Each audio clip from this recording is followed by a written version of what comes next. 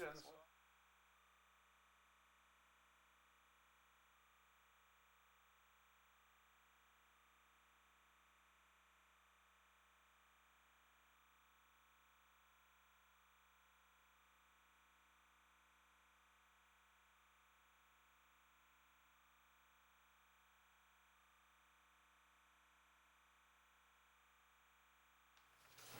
So you have I guess we're live.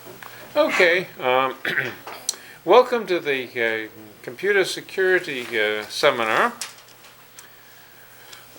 Today's speaker is Jose Fernandez from Montreal Polytechnic, and he will speak on semantic security, or how I learned to stop worrying and love the internet. Okay. Jose. Thank you very, very much. So most of you are probably a bit too young to understand the cultural reference there to Dr. Strangelove, probably one of Peter Sellers' masterpiece, movie from the 60s, where that was about nuclear doom.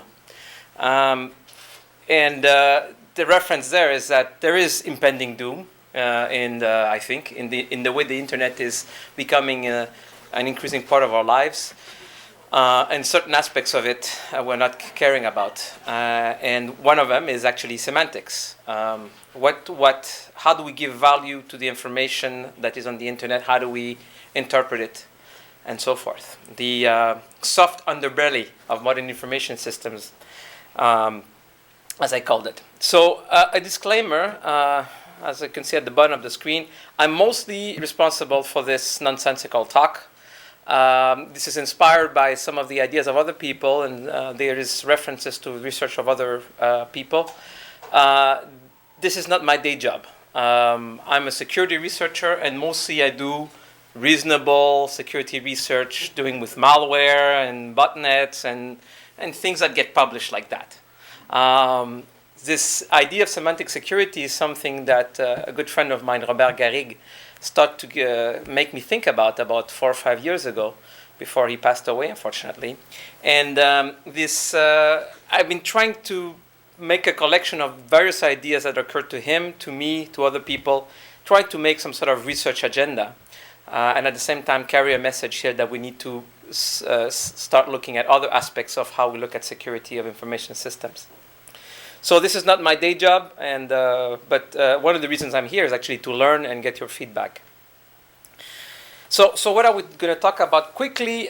Semantics and syntax. I realize that I have my good friend Victor Raskin here, which is I'm here to learn from in terms of semantics, but maybe some of the people in the audience who are watching us, that difference in how it pertains to computer systems is not so obvious. Then we will talk about what this talk is not about. And we will spend about half of the time talking about what this talk is not about, i.e. applications of semantics to security. And then we will go into semantic warfare. What do we mean by that? What is a semantic attack? What is a semantic hack?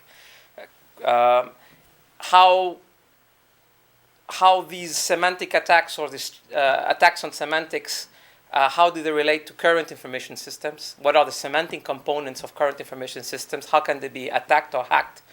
And then we'll go into a bit of discussion on various research or avenues or idea of how to improve the security of these semantic components. And finally, we'll summarize and open the floor for discussions. I'm quite willing to have you interrupt me at any time that you think is relevant, especially if I digress. So what is syntax? Syntax is what defines form and function in language, in natural language. So we're and this is not a lecture on syntax, but just to situate everybody in the room. When we talk about syntax in high school, we're talking about grammar. We're talking about sentence, subject, verb, object. What are these? How they should be arranged? What is the functional relationship between them? and what order they should come in, and what rules should govern how they're being formed. But nothing about what it means and how this, this we do in literature class. We interpret poetry, and this is about love. This is not syntax. That is semantics. Now, on the computer science side, syntax is related to what? The notion of syntax is, of course, incorporated into programming languages, into communication protocols, into database models.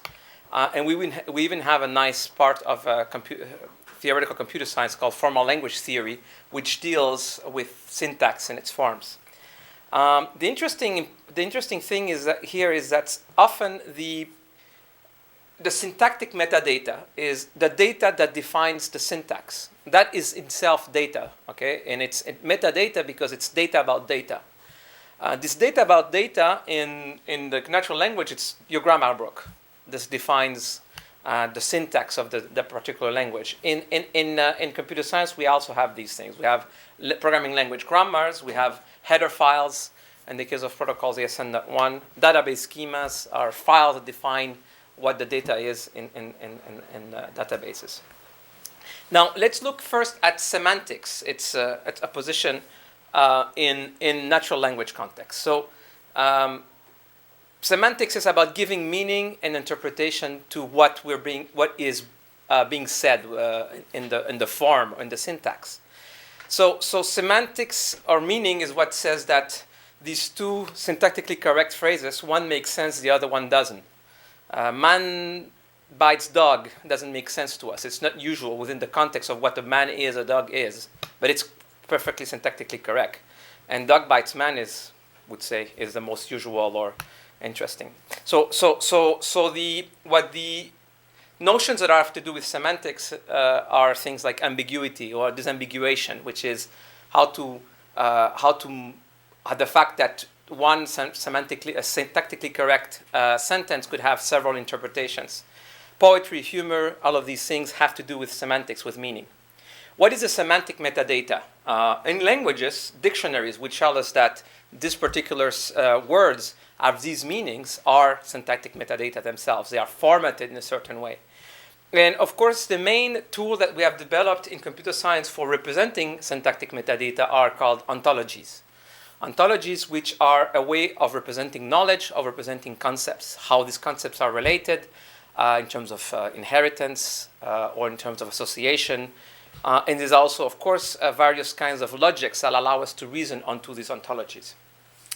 And it took me a while to realize that ontology is not the same thing as ontologies. Okay, when I was in high school, actually did philosophy in high school, and I remember studying Plato and Socrates and the science of being and answering. The ontology is actually a subfield of philosophy that has to do with answering the very important questions in life.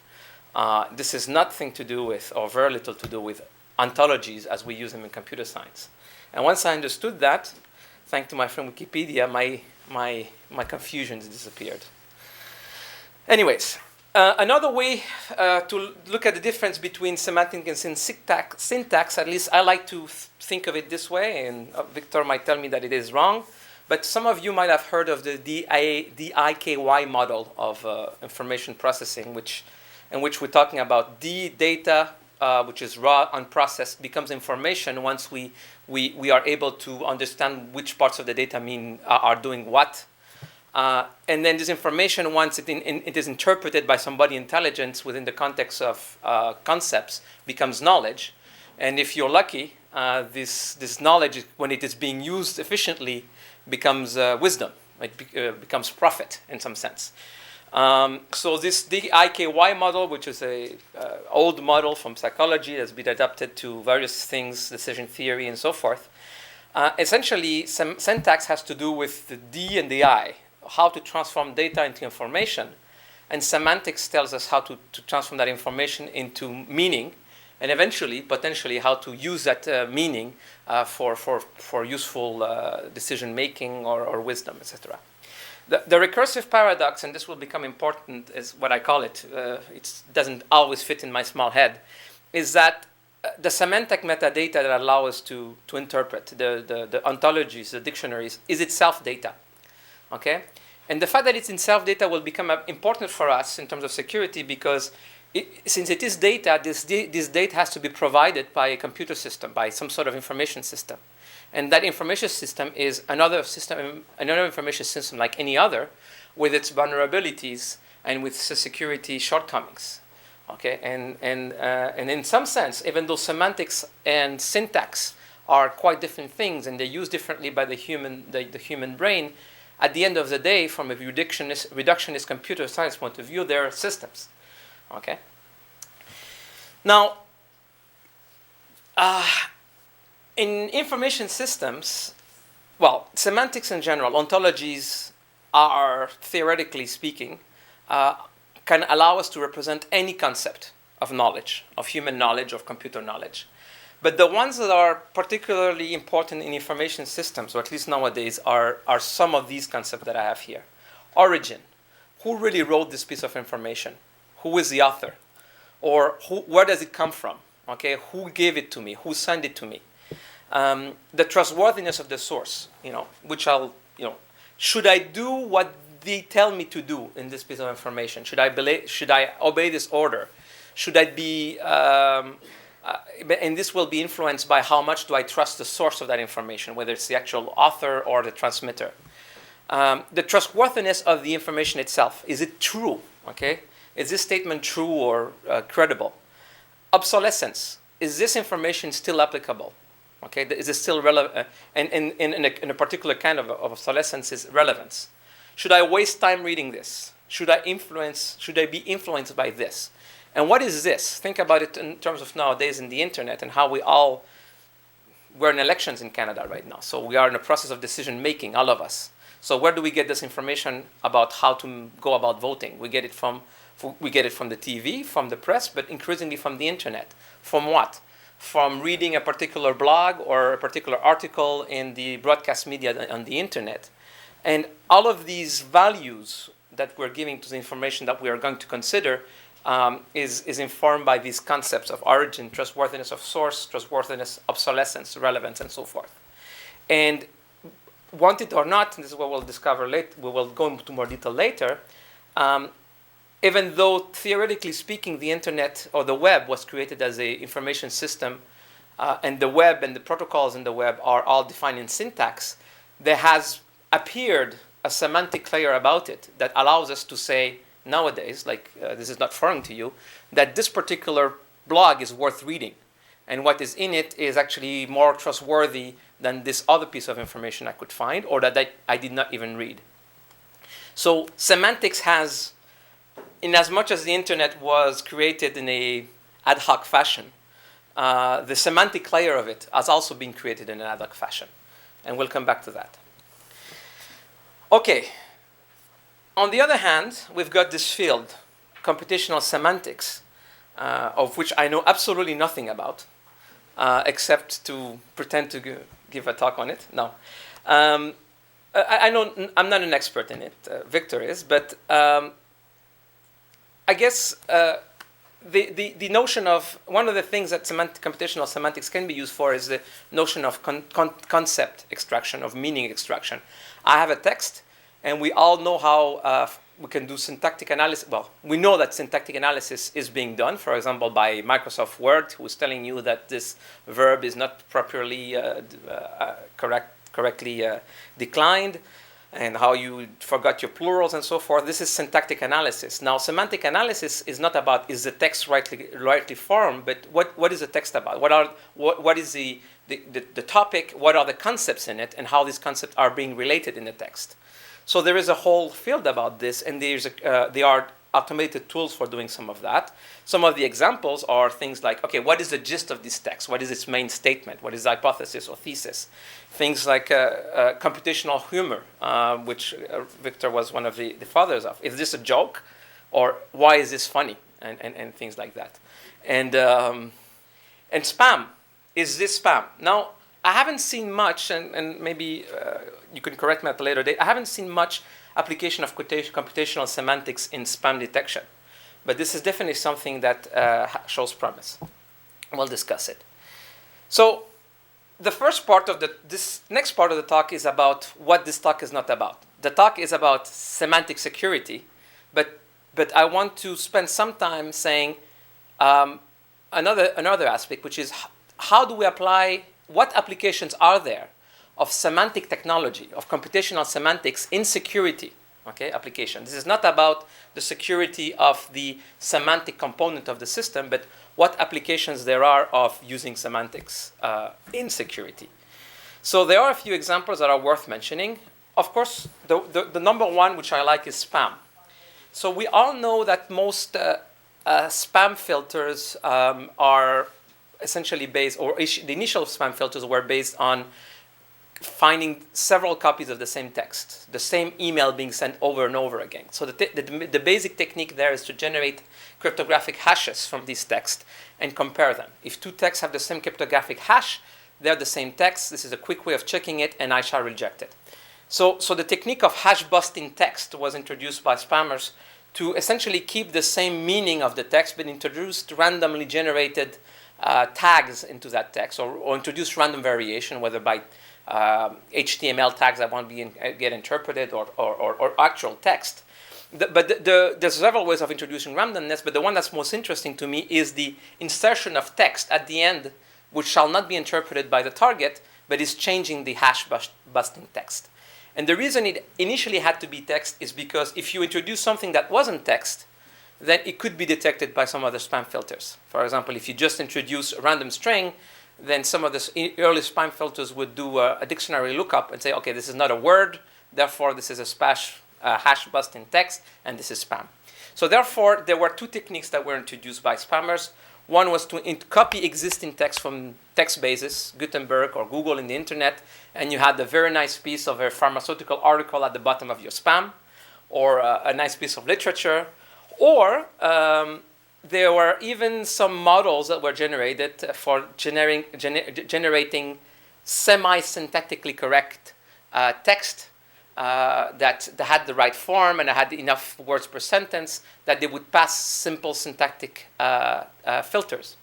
Now, that suggests right away a countermeasure, which is if we analyze this text and try to extract its content, then we would see a semantic content that it has none, or that its content, semantic content, is incoherent. Okay, so semantic analysis might give us a way of detecting that this text is randomly generated. It has no meaning. And in addition, even if it has meaning, does it have meaning that matches the user context? Okay, I am a accounts payable person in a small company. Is it within my normal context to get emails about inheritances in African countries? It's not within the context of what I normally do. So I postulate that semantic analysis of the emails might actually help some of this filtering. Of course, the countermeasure of that, it is semantically correct random text generation. And I understand that there are some tools that can do this. As a matter of fact, you might be familiar with one of its most public demonstration, which was a program written by some MIT graduate students called Router, it's a generator that generates syntactically and somewhat semantically correct computer science articles. Okay, and this was used by them to expose one of these scam conferences organized by this person in Venezuela. They submitted this randomly generated article that followed the right syntax, introduction, references at the end with some randomly generated figures and some buzzwords here and there. And this article was, of course, accepted to this conference. And there is even a tool. If you Google Router, which was the name of the article, you'll find, I think the tool is still online. It has a nice web interface. You can put your name. I did this, Jose Fernandez, Alan Turing, and it will generate an article with those co-authors, and you can choose a title, and it will generate everything for you in perfect LaTeX format. But the interesting thing about it is that it is somewhat semantically correct because it chooses concepts and it intersperses phrases that make references to these concepts within the article. So I postulate again that this might be a technique that spammers could introduce to make better, faster, meaner spam. Now, the other obvious is security intelligence, the other obvious application. So the first one example is actually research that has been done by a colleague, Garigue at Computer Associates. The goal of our research was to try to detect inappropriate behavior in employee email. So indicators and warnings that this employee is about to commit some inappropriate behavior or act, whether it is harassment or, as we like to say, going postal. Okay, that there is increase in threat levels or things like this. So this uses somewhat a mix of the unsupervised learning and or supervised learning and semantic technology. The other obvious use, and I understand that this, well, we never know whether it's being used or not, but one of the problems, especially of signals intelligence, which is the interception of large amounts of electronic data, emails, and so forth, is that how do you find the needle in the haystack? How do you find the email that says start the number 9/11 attack within terabytes and exabytes of data of emails that are completely anodyne and have no relationship? So string matching, which is an reliable technique. And here are some examples of phrases that would string match. I really don't like these bomb makers. Okay, I really don't like them. I really hate these terrorists. Is this a terrorist threat? No, on the contrary. But you need meaning to understand this, right? And the package is ready for delivery. There is no string matching there unless you find that package is a negative word. So therefore, it's concept extraction and matching onto ontologies of or semantic matching, if you wish, is probably something that would need to be done if it's not being done already. The third one is probably the most interesting one, which is semantic analysis of the security of systems. One of the examples that was given to me by Robert Garigue, who at the time was a chief information officer of one of Canada's largest bank. The problem that they had with the implementation of the bail agreement. The bail agreement is a banking agreement between international banks for supporting interbanking transactions. Is that they each had to cross-certify their security policies of their computer systems. So now we have a big brick of 1,000 pages which describe the security policy of the Bank of Montreal. Another 2,000-page document describes the security policy of Citibank. And now somehow there has to be some comparison. So imagine the very highly paid consultant going through these documents to analyze that the security policies are both compliant to the bail agreement and they're both compatible. So this, of course, was going to cost hundreds of millions of dollars. So one of the ideas was that we could maybe clear some of the way of that work by doing some automated semantic analysis of the security policies to see whether there were some obvious, at least, misalignment in concepts. The other second bullet point is, I think, far more interesting, which is, are there any exploits, in hacker parlance, are there any exploitable misalignments between what the system believes and what the user believes? Okay, and in some sense, we know, and most we can construct from design documents or from programmers what the ontology of the system concepts are, and we might be able to extract a representation of what the user believes from user interviews or other techniques. Now the question is, if we have these two ontologies, can we identify misalignments? For example, concepts that are being used that have the same label, the same name, but are being interpreted completely differently, and to discover potential attacks, potential semantic attacks. And a very good example of that is actually the interpretation of what the little lock is in the bottom right of most web browsers. Most users will believe that this means that the session is secure, okay, and what is being and that the contents of the session is safe from interception. And if we actually look at the meaning of that within the context of public key infrastructure, that is quite different. It means that a particular piece of information has been verified as per its origin under certain conditions. Okay, the authenticity of the public key certificate has been verified. It actually does not mean that the session is free from interception. And the fact that the proof of that is that most large corporations and organizations actually put money in the middle in SSL in order to be able to monitor the traffic for security purposes. So this is an example of ontological misalignment in between the user model and the system model.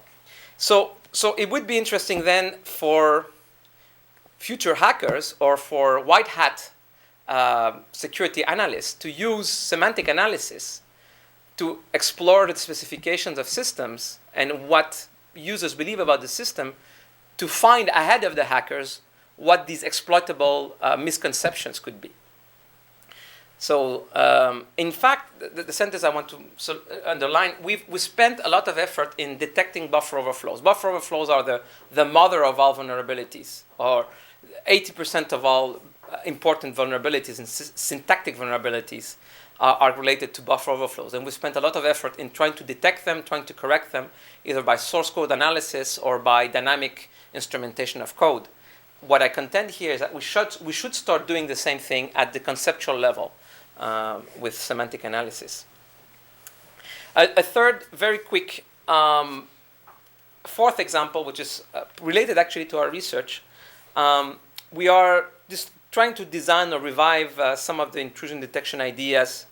And one of the key things that we discovered is that most of the approaches so far, or a lot of the approaches have been based on supervised learning or machine learning.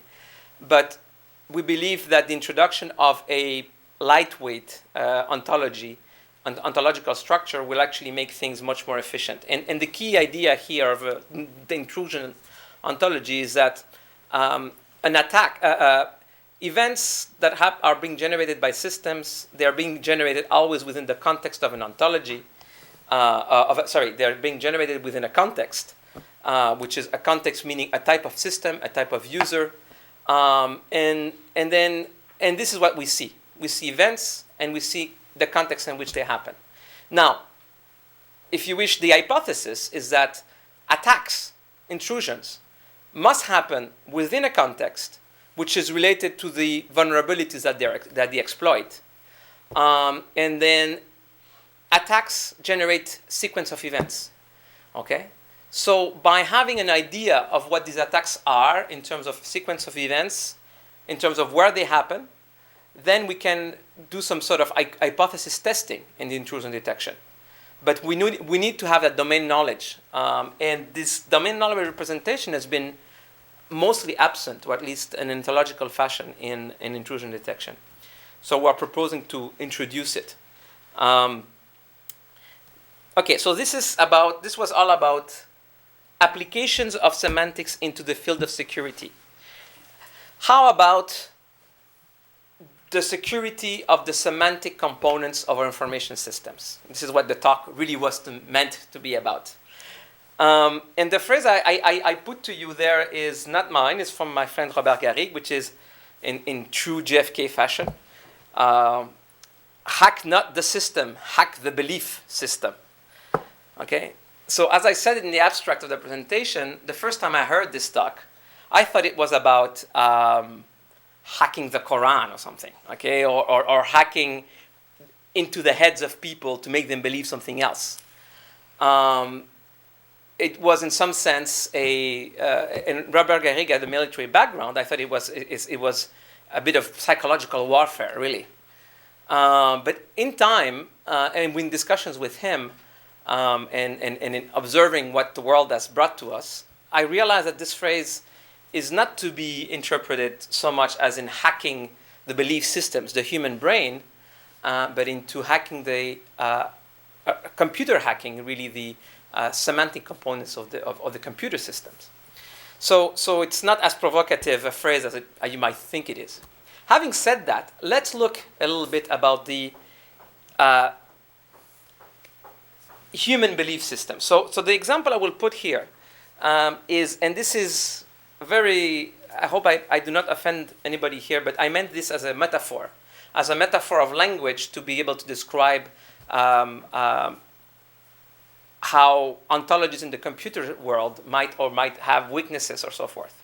So as you know, there is a big difference between how the Catholic Church and in its history and the various Protestant churches after the Reform and the 16th century have handled dogma. Okay?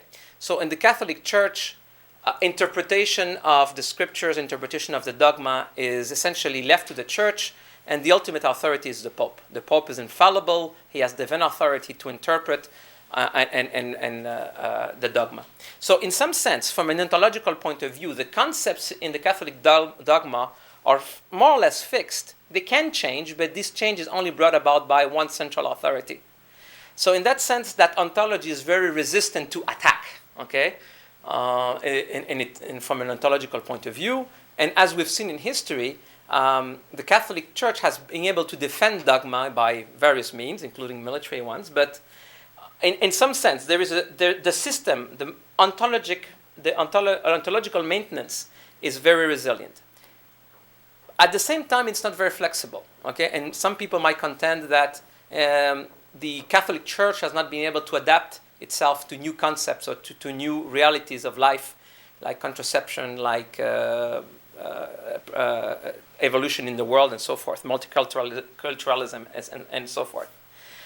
On the other hand, in most Protestant churches, each Christian is supposed to do his own interpretation of the scriptures, is actually required to study the scriptures and interpret them as he best see fits in conscience. So this, in some sense, this is one of the reasons why Northern European, it's actually argued that one of the reasons that Northern European nations, England, Germany, Scandinavia, the Netherlands, have been able to more quickly go into economical development and industrial revolution. They were more receptive to innovation and scientific development. Because it was possible to challenge and introduce new concepts into the social ontologies, which eventually fueled technological development and economic development. On the other hand, what you see is that from an ontological point of view, what was initially one dogma has splintered into several dozens of Protestant churches. So dogma and ontologies are weak from a resilient point of view, but they are efficient. They allow for change. So this contracts. I think this is talking. This is why it, in some sense, makes sense. This is not my terminology. A friend of mine, Jan Simon, of thinking of Catholic versus Protestant type of ontological system. Not necessarily the ontologies themselves, but the systems that maintain them. Islam is very interesting. Islam is very interesting because the Quran and what is believed about the Quran. The Quran is believed by Muslims that it is the word of God in computer science parlance to the bit. Okay, every bit, every 0 and 1 of the Quran was dictated by God, and therefore, in some sense, the Quran is syntactically as it was. So the belief, the religion, the belief in Islam ensures the syntactic integrity of the Quran. And there is even procedural, I've always explained, there's procedural ways in which the level of certainty of the Quran can be established through the trustworthiness of the imams that have studied it and so forth. Western scholars call sometimes Muslims the people of chains, because there is various ways in which these trust chains in the integrity of the Quran is established. Something that, from a computer science point of view, is very interesting. Now, the semantic interpretation is somewhat coded and protected in hadith, which are the traditions, which are written interpretations by learned and trusted scholars, mostly in the 12th and 13th century. But this is, of course, not as rigid as it is in the Catholic Church. But all of this to say that what to retain of this is that different systems, we have in different religions, different ontological systems, and they have different ways of handling security in some sense. Now, nowadays, 21st century, I'm sure you've all seen this picture. Forget about religions. Talk about politics. Talk about money. Talk about government systems. What is this picture saying about how we are making decisions today? How we're giving semantics and value to information? It's saying that large portions of it are now computer-based.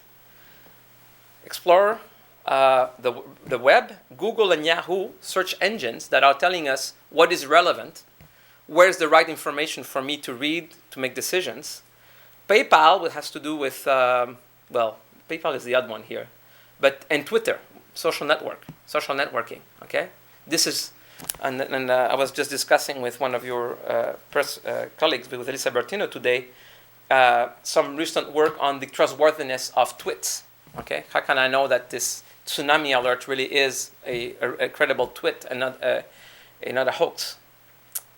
So I think there are current events in Egypt and Tunisia and other Middle East countries are speaking to the fact that the semantic component or the cybernetic component of how we give value, of how we're defining semantics, is increasingly cybernetic. So how do you hack these human belief systems? Well, hacking human belief system really is not new, okay? Publicity is all about hacking how we believe and interpret information.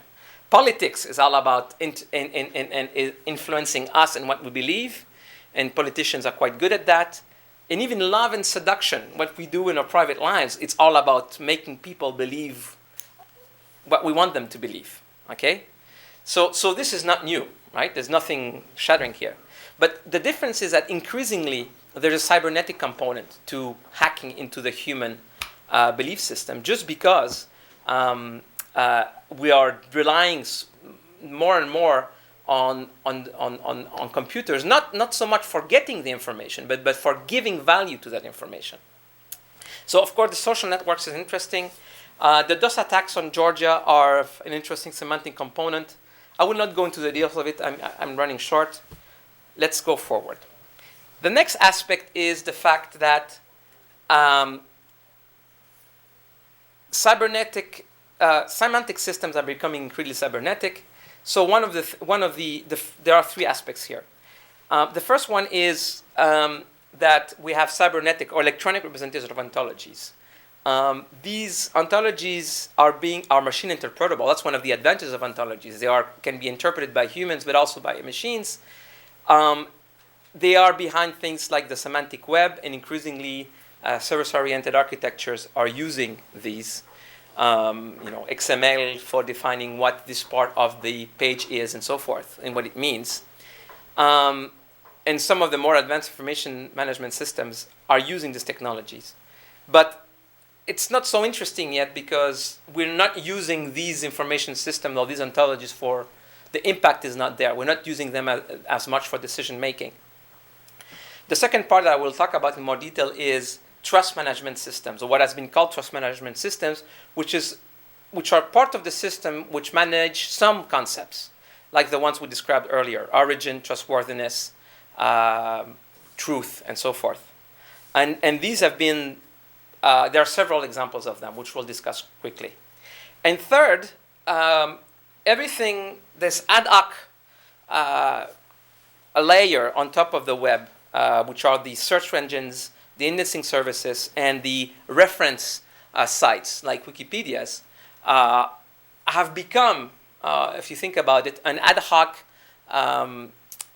semantic system in which they do not provide concept or full concept ontologies, but they are providing us with metadata about some of these properties that we care about, that we use for decision making, again, like trustworthiness, like relevance, obsolescence, etc. So all of these components, or cybernetic semantic components, are potentially hackable. I will not discuss the hackability of ontologies too much, except that I will leave you with the notion that there might be some ontological systems that are more Catholic, i.e. more resilient to attack, and there might be some ontological systems that are more Protestant, that might be softer in the underbelly, but eventually more interesting from an efficiency point of view. So analyzing the, if you wish, analyzing the resiliency of ontological system is something we need to start thinking about. And maybe this religion metaphor is a good point to start with. What I'd like to discuss now, where was I, is the notion of attacking these semantic components or semantic hacks. So if we go back to this first component, how do we do a syntactic hack of these semantic systems? What I mean by a syntactic hack is that we are just attacking these semantic systems, these ontological maintenance systems. They're just a system. So we're just doing regular attacks on them. Maybe the XML definitions are on some web server, and I just need to do a denial of service on that server. Or maybe I just find a 0-day to become root on that machine, and I change the ontological component.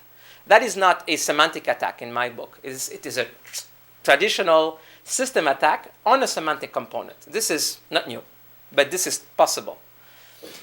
The second one is what I was referring back to what I was talking earlier, which is where the attacker is going to use the ontological misalignments, the ambiguities, the misconceptions between the user and the machine, or between two different systems, machine and machine, and he's going to exploit this misalignment to make one of the systems do something that it is not meant to do, okay? Or to make the user do something that it was not meant to do. So again, this is probably will need some sort of automated ontology extraction from what people believe, and some sort of, I don't know, this is not my field, some sort of tools for comparing these ontologies and eventually finding this potential exploit, the way we are finding some unsafe declaration of memory in C now for buffer overflows. And the third part, which is related to these trust management systems, and mostly that are collaborative trust management system, is this semantic dilution attack. If I cannot change the ontologies themselves by exploiting a misalignment, if I do not hack the semantic system just by traditional methods, owning it, then what I can do is dilute the value of the numerical values of trustworthiness, of origin, of the information, and potentially of the sources of the information. So this is what? This is typically will be slandering attacks, where I say something about somebody else that is untrue in order to lower its trustworthiness. I will plant false information into the system that is not necessarily changing its interpretation, but it will confuse things. And one example that was very interesting is Scott Knight's attack, to illustrate the difference between the semantic attack and a syntactic attack. Suppose that I wanted to take down the critical infrastructure for online banking. One way would be to denial of service against the servers of the bank. Another way would be to do phishing, where I steal credentials to go and do transactions.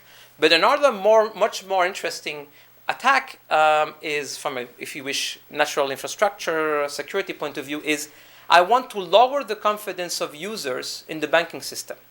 So what I do is, instead of going and stealing the credentials to empty the accounts and run with the money, I start introducing false transactions. A little $10 here, a little $20 there, and I do this on a very low level. Okay? So every once in a while, maybe every other month or every 3 months, you get an error when you try to reconcile your accounts. And you don't do this for everybody, but you do this for maybe 10% of the population. So that at the end, everybody knows somebody who's got an error in their bank account. Okay? And now it goes on TV, but it's not a widespread. Completely everybody has an error. So it's not clear what is true. Is it what they're saying that on television, that the banking account is not working? Is it true or not? Well, it's working for me. I'm in the 80% who got lucky. So now we are diminishing the confidence into the banking system. And that's what banks do. What they sell is confidence. Okay? So that is a semantic attack, because it's changing the value of the system or the information in the system. And I guess this is where we come back to Robert Garigue. Hacking the belief system. It's all about attacking the semantic component because A, it's normally less protected, and B, the impact will ultimately be much higher. If we hack what people believe, the impact would be much higher. We are attacking directly their decision-making process, and we eventually closer to imposing our will, which is the goal of all conflict. So, if we're talking about the security of the semantic systems, we have to, first of all, do a risk assessment in terms of how rich or how important this semantic metadata is in our decision-making. If it is not, then it's not so important. And then, of course, we have to protect the semantic systems like we would protect any other system. So apply strong authentication, access control, security engineering practices, version control, things like that. This in itself is not new, okay? I'm just saying that it's a system like any other. It's probably more important, so let's apply our security hardening, auditing best practices the same, but maybe with more priority to these components. But let's talk about the more research aspect of it. We talked about ontological misalignments. What are they? It's the existing of two conflicting interpretations. And this slide is full of question marks that I'd like to discuss with some of the experts here.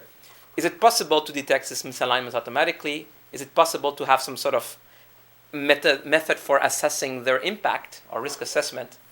And now let's talk about the security or the resilience of the ontological maintenance systems. Okay, what is an ontological maintenance system? It's a way, a protocol by which we add concepts. We allow the addition of concepts, and how they're related, and changing this relationship between concepts. How is this maintenance done? Is it through a collaborative system? Do we have a central access control system that defines who can change what? I would contend that in most interesting systems, these editing mechanisms are going to be collaborative, okay? And the systems of the future, they're going to be done through social networks. Wikipedia already is a good example of an ontological maintenance system. And its security model is okay, but it's not optimal. We need to start thinking about these future Wikipedias. And the doomsday of all, social networks meet Wikipedia. Wikipedia doesn't have a central editing team anymore, but we're allowing changes to Wikipedia based on our scores on a social network. So this will happen, believe me.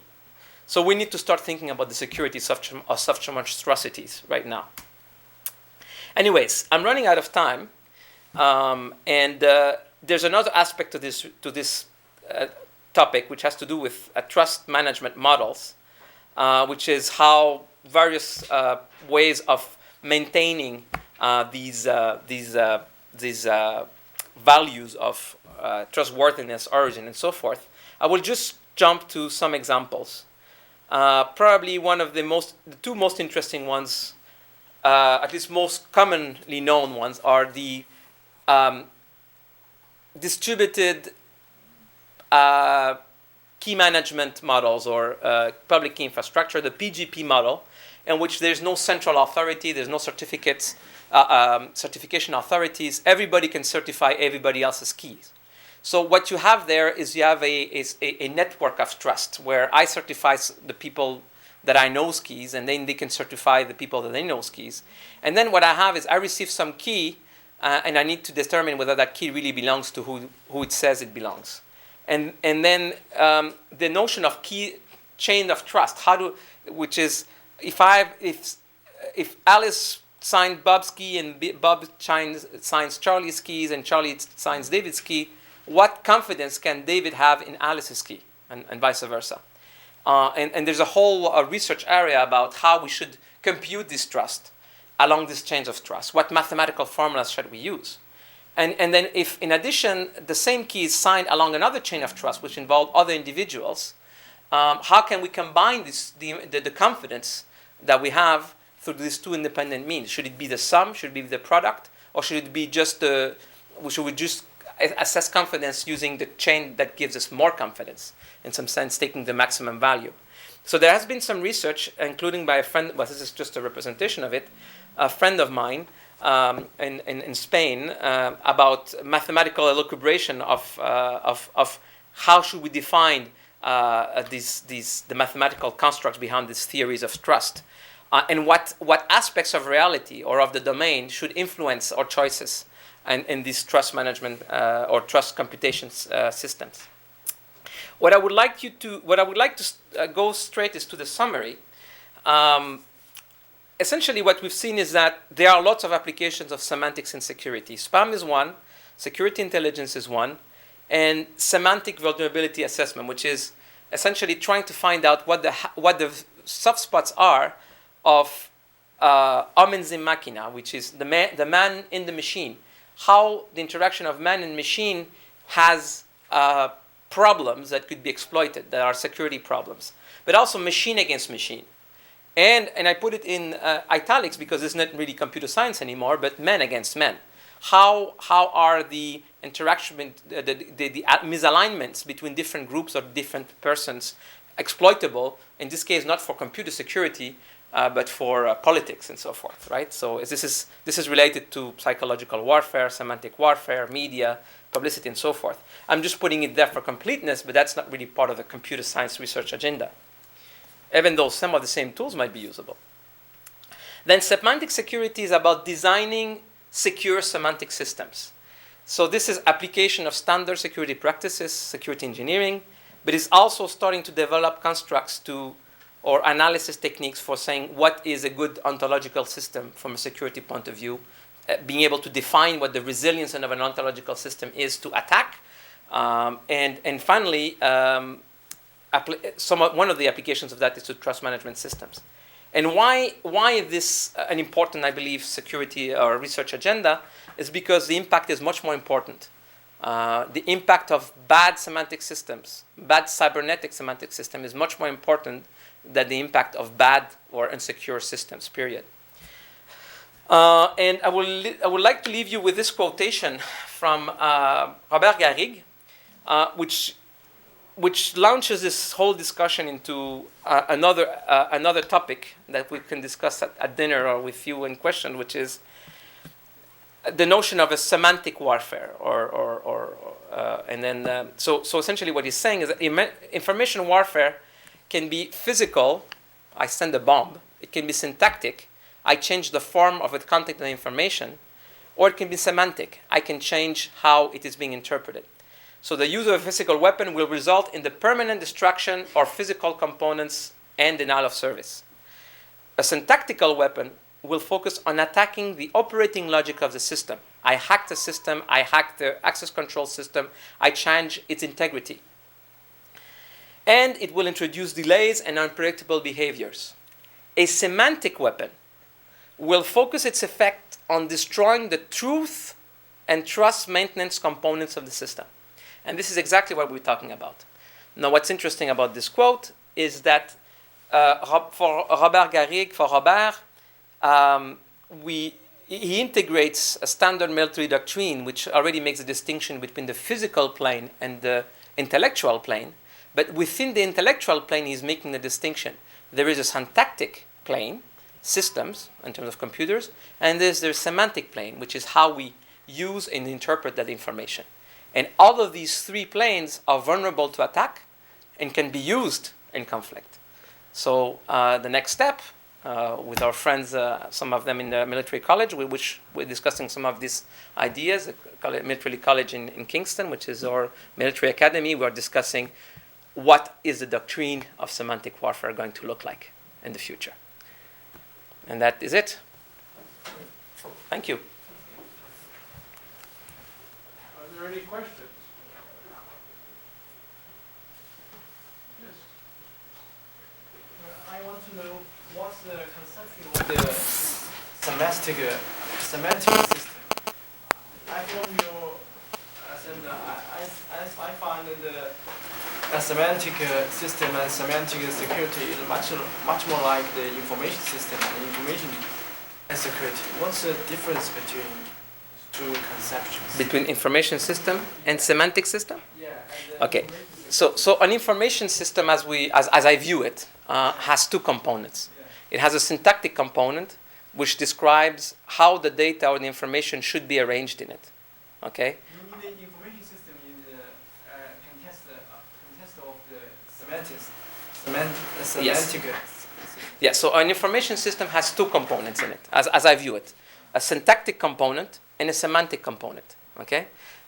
Concretely, if we're taking, for example, a database, a relational database, the database itself, the database management system, and the tables that it contains, and what tables contain what fields, and how what tables are indexed with what other tables, this is form, this is syntax.